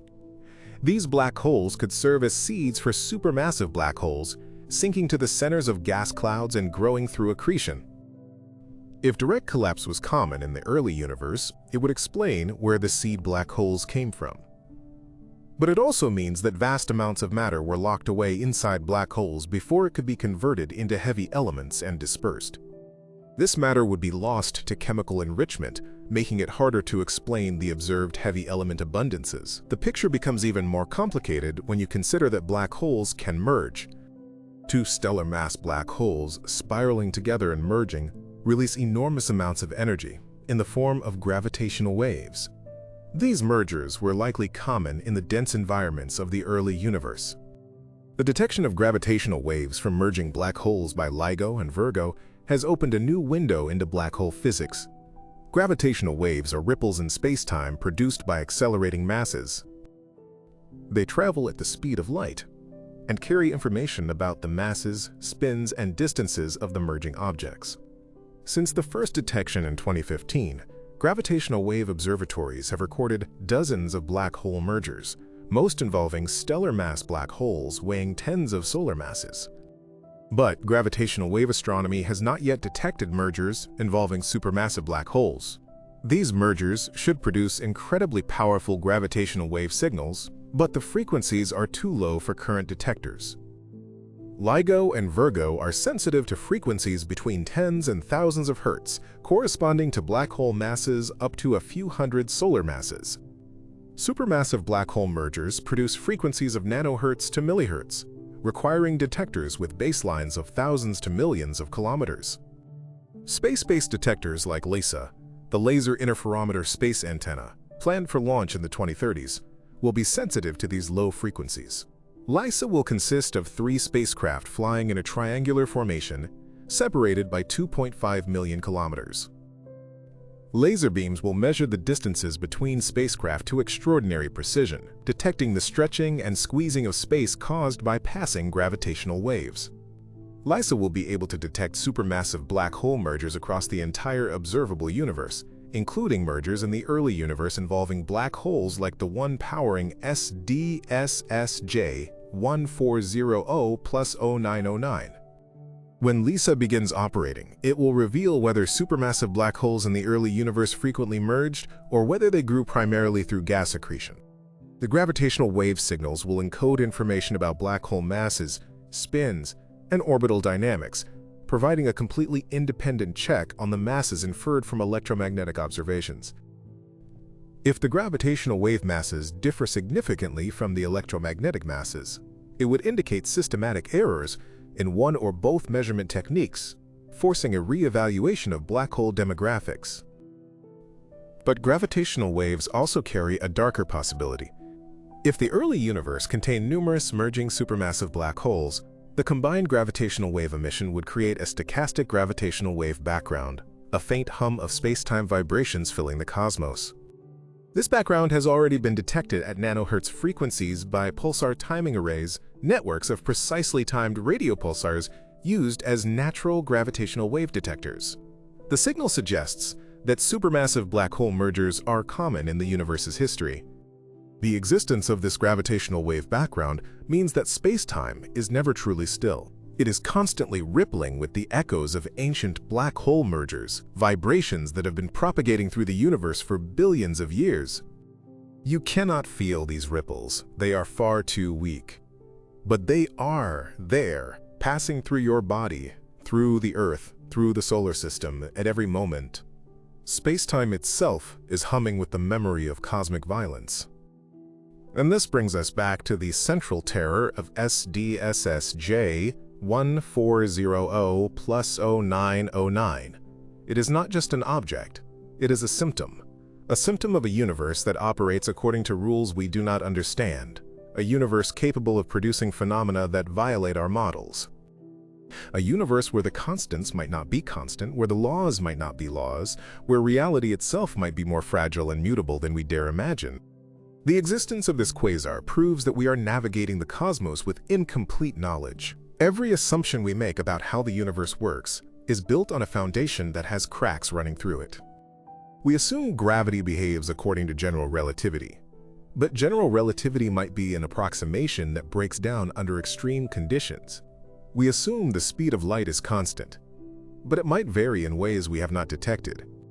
We assume the vacuum is stable, but it might be metastable, waiting to decay. We stand on the surface of a planet orbiting an ordinary star in an ordinary galaxy, looking out at a universe that is 13.8 billion years old and 93 billion light-years across.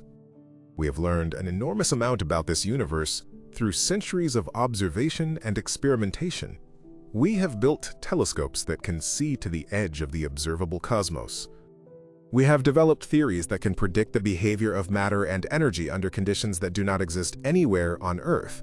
We have sent probes to other planets and landed rovers on Mars. But when we point our most advanced telescope at the most distant reaches of space and time, we find objects that should not exist. Objects that formed too quickly, grew too massive, shone too brightly. Objects that laugh at our models and mock our understanding. Objects like SDSSJ1400+0909. This quasar is not a comforting discovery. It is not a triumph of human ingenuity or a testament to our growing knowledge. It is a warning that the universe is stranger and more dangerous than we thought. A warning that our grip on physical law is more tenuous than we believed. A warning that there are mechanisms operating in the cosmos that we have not even begun to understand. The black hole at the center of this quasar has been feeding for 690 million years. It has consumed the mass of billions of stars. It has converted that mass into radiation that has flooded the universe for eons. It has shaped the evolution of galaxies across millions of light years. And it did all of this when the universe was young, when the conditions were different, when the physics might have been different. We see this object now, 13 billion years after the light left it. The quasar might still be shining, or it might have shut down billions of years ago after exhausting its fuel supply. We have no way to know its current state. We can only observe the fossil light, the ancient photons that have been traveling through space since before the Earth formed, since before the Sun ignited, since before the Milky Way assembled into its current form. These photons carry information encoded in their wavelengths, their polarizations, their arrival times. We decode this information using spectroscopy, photometry, and timing analysis. We feed the data into computer models and extract physical parameters. Mass, luminosity, temperature, distance. And when we look at the results, we find that the numbers do not make sense. The black hole is too massive. The accretion is too rapid. The luminosity is too high. The universe is screaming at us that something is wrong, that our models are broken, that our understanding is incomplete. And we are just beginning to hear the message. The true danger of SDSSJ1400+0909 is not what it will do to us. It is 13 billion light years away. Its radiation cannot harm us. Its gravitational field cannot reach us.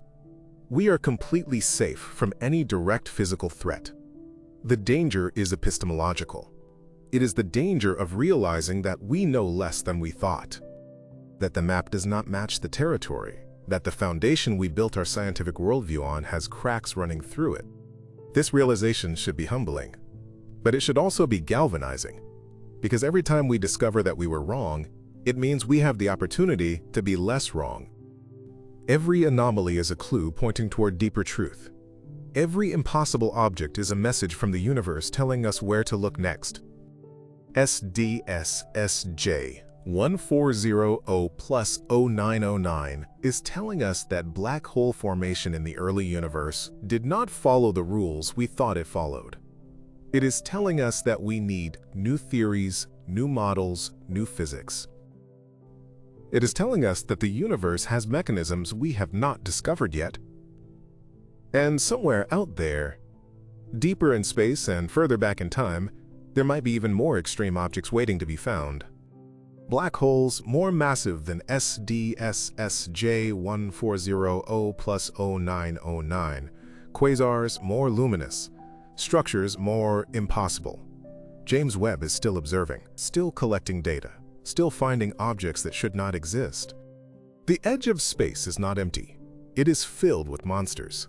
And we have only just begun to catalog them. The implications of these discoveries extend far beyond academic cosmology. They touch on fundamental questions about the nature of existence itself. If the universe can produce objects that violate our models, what does that say about the reliability of human knowledge? We pride ourselves on the scientific method, on our ability to observe, hypothesize, test, and refine. But what happens when the observations refuse to conform to any hypothesis? What happens when every test reveals new contradictions? This is the situation we find ourselves in. The James Webb Space Telescope was designed to answer fundamental questions about the early universe. How did the first stars form? When did the first galaxies appear? How did supermassive black holes grow? Instead of answering these questions, Webb has revealed that we were asking the wrong questions. The universe does not care about our timetables or our theoretical frameworks. It operates according to its own logic, and that logic is more complex than we imagined. The discovery of SDSSJ 1400+0909 forces us to confront the limits of human understanding. We are pattern recognition machines, evolved to navigate a world of medium-sized objects moving at medium speeds. Our brains did not evolve to comprehend black holes, quantum mechanics, or cosmic evolution. The fact that we can understand anything about these phenomena is remarkable, but it also means that our intuitions are fundamentally untrustworthy. What seems impossible might merely be unfamiliar. What seems obvious might be profoundly wrong. Throughout history, humans have repeatedly discovered that their intuitions about reality were incorrect. We thought the Earth was flat and stationary. We thought the sun revolved around us. We thought time was absolute, and space was just empty stage where events occurred. Each of these intuitions was overturned by careful observation and mathematical reasoning. And each time, the true nature of reality turned out to be stranger and more beautiful than anyone had imagined. But there is a limit to how strange reality can be before it stops making sense altogether. If physical constants can vary, if the laws of physics can change, if the vacuum can decay, then the universe becomes fundamentally unpredictable. Science depends on regularities, on the assumption that the same experiment performed under the same conditions will yield the same results. If that assumption fails, science fails. SDSSJ 1400+0909 does not quite push us to that limit. The black hole exists. It has measurable properties. Those properties can be compared to theoretical predictions. The predictions fail, but that just means the predictions need to be improved. This is how science normally works. The process is frustrating and humbling, but it is not catastrophic. The catastrophic scenario would be if we found objects that could not be described by any mathematical framework. Objects that seem to behave randomly, or according to principles that change from moment to moment. Fortunately, even the most extreme objects Webb has discovered still obey mathematical laws. We just do not know what those laws are yet. And this brings us to the question of time. How long will it take to develop new theories that can explain these observations? The history of physics suggests that major theoretical breakthroughs required decades. General relativity took Einstein 10 years to develop after he formulated special relativity. Quantum mechanics required contributions from dozens of physicists working over several decades. The standard model of particle physics was not completed until the 1970s, 50 years after quantum mechanics was first formulated. If developing a theory of black hole formation in the early universe requires similar timescales, we might not have satisfactory answers until the 2050s or beyond. An entire generation of astronomers will spend their careers studying these objects without fully understanding them. They will catalog their properties, measure their distributions, track their evolution, all while fundamental questions remain unanswered. But perhaps the process will be faster this time. We have tools that previous generations lacked. We have supercomputers capable of running simulations with billions of particles. We have machine learning algorithms that can identify patterns in massive datasets. We have international collaborations that can pool resources and expertise on a scale never before possible. And we have telescopes like James Webb that can observe the universe with unprecedented clarity. The data is accumulating rapidly. Every month brings new discoveries. Every new quasar, every overmassive black hole, every impossibly early galaxy adds another constraint that future theories must satisfy. The parameter space for viable models is shrinking. Eventually, only a few possibilities will remain, and experiments will be able to distinguish between them. But there's also the possibility that the problem is too hard. That human brains, even aided by computers, cannot grasp the physics operating in the early universe.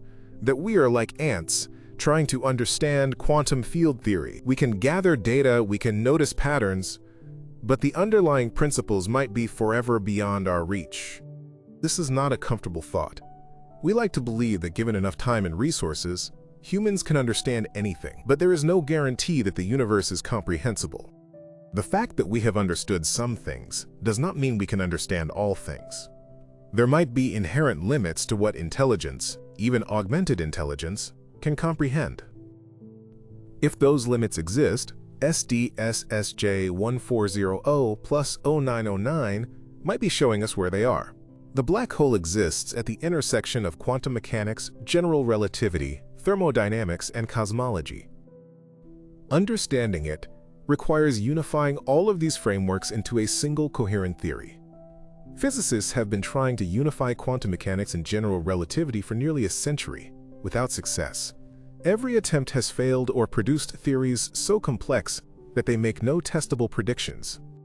String theory, the most popular candidate for a unified theory, proposes that particles are not point-like objects, but tiny vibrating strings. Different vibration modes correspond to different particles. The theory requires 10 or 11 dimensions of spacetime, most of which are curled up so small that we cannot observe them. String theory might explain black hole entropy, information paradoxes, and singularity avoidance. But it has produced no predictions that can be tested with current technology. Loop quantum gravity, another candidate, proposes that spacetime itself is quantized, made of discrete units at the Planck scale of 10 to the power of -35 meters. Space is not continuous, but rather a network of quantum loops. Loop quantum gravity might eliminate singularities and provide a framework for understanding what happens inside black holes. But like string theory, it has not yet made testable predictions. Both theories are mathematically sophisticated and require years of study to understand even partially. Both have passionate advocates and critics. Neither has achieved consensus among physicists. And neither has yet been connected to the specific problem of rapid black hole formation in the early universe. Until one of these theories, or some new theory yet to be developed, makes contact with observations, we are stuck in a state of productive confusion. We know that something is wrong with our models. We know roughly what kinds of mechanisms might be needed, but we do not know which mechanism actually operates in nature. This is the frontier of science. Not the polished textbooks and elegant explanations, but the messy, uncertain process of grappling with observations that refuse to make sense. It is uncomfortable. It is frustrating. And it is precisely where the most important work happens.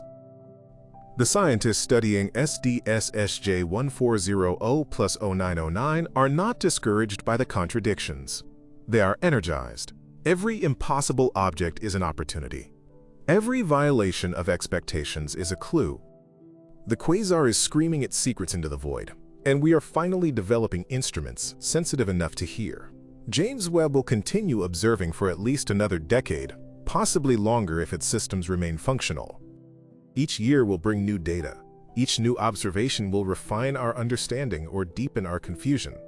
Either way, we will learn. We will inch closer to the truth, even if that truth turns out to be stranger than we can currently imagine. And perhaps, somewhere in the data accumulating in archives around the world, the answer already exists. Perhaps the key to understanding rapid black hole formation is hidden in the spectrum of some quasar, waiting for the right person to notice the right pattern. Perhaps the solution is simpler than we think, obscured only by our preconceptions about how the universe should work. Or perhaps the solution is impossibly complex, requiring insights that will not occur to anyone for generations. Perhaps the children not yet born will be the ones to solve this mystery, standing on the foundation we are building now through our observations and our failures. The universe is patient. It does not care how long it takes us to understand. It will continue operating according to its own laws whether we comprehend them or not. Black holes will keep forming, galaxies will keep evolving, space-time will keep expanding. The cosmic dance continues with or without an audience that understands the choreography. But we are here, we are watching, we are measuring, and we are beginning to suspect that the choreography is far more intricate than we ever dreamed. The most unsettling aspect of SDSSJ1400 plus 0909 is not what it tells us about the past, it is what it implies about the future. If the universe could produce impossible objects 13 billion years ago, what impossible things might it produce tomorrow? We assume that the cosmos has settled into a stable configuration, that the laws governing reality today will continue governing reality indefinitely. But that assumption is based on nothing more than the fact that we have been observing the universe for a cosmically insignificant period of time. Human civilization is perhaps 10,000 years old. Modern science is 400 years old. We have been studying the universe with space telescopes for 50 years. Against the 13.8 billion year age of the cosmos, our observations span less than 1/1,000,000% of cosmic history. We are sampling a single frame from a film billions of years long and claiming to understand the entire plot. What if the universe is not static? What if it undergoes phase transitions on timescales of billions of years, transitions that fundamentally alter how physics operates? The early universe was radically different from today. It was hotter, denser, and filled with exotic particles that no longer exist. As it cooled and expanded, it went through several phase transitions. The electroweak phase transition at 10 to the power of -12 seconds after the Big Bang unified the electromagnetic and weak nuclear forces. The quark-hadron phase transition at 10 to the power of -6 seconds caused quarks to combine into protons and neutrons. Each transition changed the rules. Could another transition be coming? Something that will occur when the universe reaches a certain age, or size, or temperature? Something that will change how gravity works, or how dark energy behaves, or how matter interacts. We have no way to know. We can only observe what has already happened and extrapolate into the future using models that we know are incomplete. The universe might be a ticking clock, counting down to some transformation we cannot predict. Or it might be stable for trillions of years, slowly fading into heat death as stars burn out and black holes evaporate. Both scenarios are consistent with current observations. Both are terrifying in their own ways. One promises sudden catastrophic change. The other promises slow, inevitable decay. SDSSJ1400+0909 reminds us that we are spectators in a cosmos that operates on scales we can barely comprehend. The black hole has been shining for longer than multicellular life has existed on Earth. It consumed more matter than exists in hundreds of galaxies. It heated gas across millions of light years. And it did all of this in the cosmic dawn, when the universe was still young and malleable. We are latecomers to a story that began long before us and will continue long after we are gone. Our sun will burn for another 5 billion years, then expand into a red giant and engulf the inner planets. Life on Earth, if it still exists, will have been sterilized billions of years earlier, as the sun's increasing luminosity boils the oceans. The Milky Way will collide with Andromeda in 4 billion years, scrambling both galaxies and possibly ejecting our solar system into intergalactic space. The last stars will exhaust their fuel in 100 trillion years. The universe will go dark, and through it all, objects like SDSSJ 1400+0909 will persist. Black holes do not die easily. They evaporate through Hawking radiation, but the process takes unimaginable time. A black hole with 1.6 billion solar masses will survive for 10 to the power of 99 years. That number is so large it is meaningless. Write a 1 followed by 99 zeros. That is how many years the black hole will exist, slowly radiating away its mass one quantum at a time. By the time it finally evaporates, the universe will be unrecognizable. All stars will have died. All galaxies will have dispersed. Protons will have decayed. Only black holes and their Hawking radiation will remain, scattered across an expanding void so vast that even light cannot cross it in any finite time. This is the heat death, the final equilibrium, maximum entropy. And even this might not be the end. Some speculative theories propose that the universe could undergo a big crunch, reversing its expansion and collapsing back to a singularity. Or it could experience vacuum decay, tearing itself apart at the quantum level.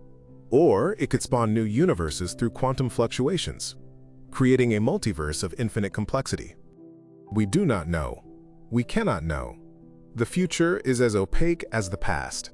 What we can know is that right now, At this moment, we exist in a universe that contains objects like SDSSJ 1400 plus 0909. Objects that should not exist, but do. Objects that force us to question everything we thought we understood. Objects that remind us that reality is under no obligation to make sense to us. The black hole is still out there, 13 billion light-years away. If it still exists, it might have shut down long ago, its fuel exhausted. Or it might be shining brighter than ever, fed by fresh gas falling from intergalactic space. We will never know its current state. The light from now will not reach Earth for another 13 billion years, and by then, the sun will be dead, the Earth will be gone, and humanity, if it survives at all, will be unrecognizably transformed. But the photons from the quasar will keep traveling. They will cross the expanding void, riding the curvature of space-time, until they reach some distant observer who might look at them and wonder what they mean. And perhaps that observer will have the knowledge we lack. Perhaps they will understand how black holes form so rapidly. Perhaps they will have unified quantum mechanics and general relativity. Perhaps they will look back at our primitive attempts to understand the cosmos and smile at our ignorance. Or perhaps they will be just as confused as we are. Perhaps the universe is infinite in its capacity to surprise, and no amount of knowledge will ever fully capture its nature. Perhaps the best we can do is keep observing, keep measuring, keep building better theories, and accept that we will always be chasing a truth that remains just out of reach. This is the legacy of SDSSJ 1400 plus 0909. It is a monument to human ambition and human limitation.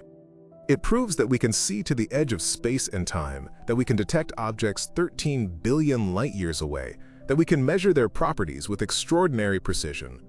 But it also proves that seeing is not the same as understanding, that measurement is not the same as comprehension, that knowledge and wisdom are not the same thing.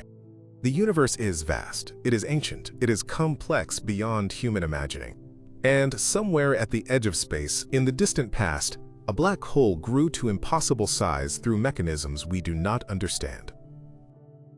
It shines across the cosmos, a beacon of our ignorance, a challenge to our theories, a reminder that reality does not care what we believe. The most dangerous object at the edge of space is not dangerous because it will harm us. It is dangerous because it reveals how little we truly know. And that is the most terrifying discovery of all. If you found this journey into cosmic uncertainty both fascinating and unsettling, subscribe to witness more revelations from the edge of human knowledge. Like this video to signal that you are ready for uncomfortable truths. The universe is stranger than we imagine, and it might be stranger than we can imagine.